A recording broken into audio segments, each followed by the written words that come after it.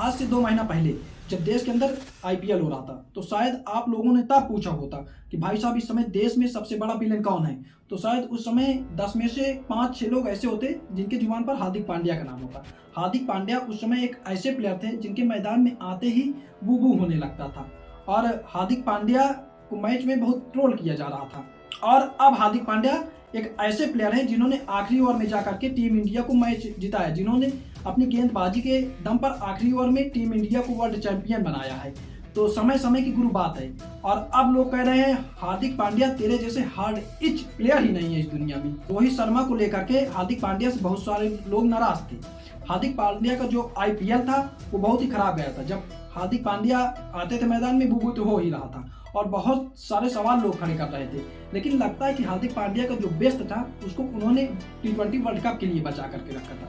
Best performance करके T20 world cup में हार्दिक पांड्या ने अपनी दिखाया है। हार्दिक पांड्या जब T20 वर्ल्ड कप में बल्लेबाजी करने आते थे तो उन्होंने इस T20 वर्ल्ड कप में पूरे 6 मैच खेले हैं। उन्होंने 6 मैच में 144 रन बनाए हैं, जिसमें उनका जो स्ट्राइक रेट था वो बहुत ही शानदार 151 का था।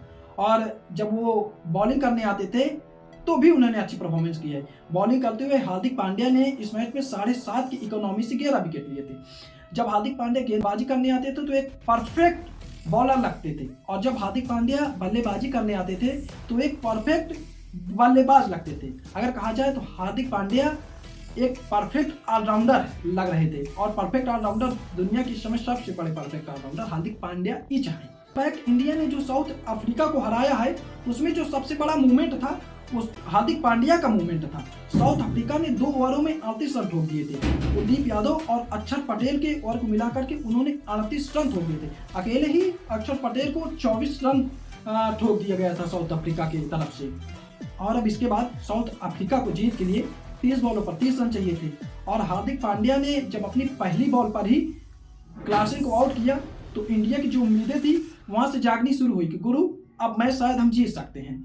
उसके बाद 24 बॉलों पे 26 रन चाहिए थे, और बुमराह तो अपना काम करके चले ही गए थे। फिर जब मिलर थे स्ट्राइक पर और हार्दिक पांड्या लास्ट ओवर लेकर के आते हैं तो हार्दिक पांड्या ने अपने लास्ट ओवर में मिलर को भी आउट कर दिया। और टीम इंडिया की जीत के बाद जिस तरह से हार्दिक पांड्या के पास जा करके रोहित शर्मा ने उनके गाल को चूमा, लोगों ने देखा, लोगों ने कहा कि भाई साहब जो आईपीएल है ना ये टेम्परेरी है। जो ब्लू जर्सी है ना, जब इंडिया की जर्सी प्लेयर पहनता है वो परमानेंट है। उसकी परफॉर्मेंस जो होती है वो एक अलग लेवल पर ही होती है। जब हार्दिक पांड्या से पूछा गया कि भाई साहब आईपीएल में आपको बहुत ट्रोल किया जा रहा था, उस समय आपने कुछ नहीं कहा, तो हार्दिक पांड्या ने कहा कि मैं बल्ले से जवाब देना पसंद करता हूँ, मैं किसी को ऐसे जवाब देना नहीं पसंद करता हूँ। ठीक है, लोग मुझे उस समय ट्रोल कर रहे थे, लेकिन भगवान की मेहरबानी देखो कि मैं ही आखिरी ओवर लेकर के आया, और आज देखो लोग क्या कह रहे हैं। तो जब आप अपना बेस्ट दे रहे होते हैं तब लोग आपका बड़ाई कर रहे होते हैं। अगर आपकी परफॉर्मेंस इधर उधर है तो आलोचनाएं तो आपकी क्रिकेट में होती ही हैं।